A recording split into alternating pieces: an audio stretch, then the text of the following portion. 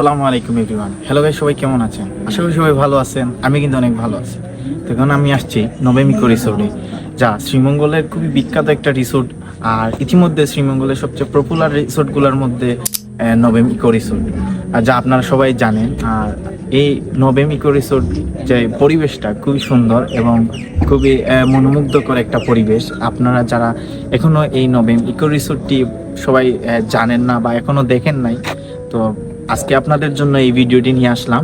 আর পাখির চোখে এই সারা নবম ইকো রিসোর্টটি আপনারা দেখবেন। তো আশা করি ভিডিওটি আপনাদের জন্য ভালো লাগবে। চলেন ভিডিওটি শুরু করা যাক।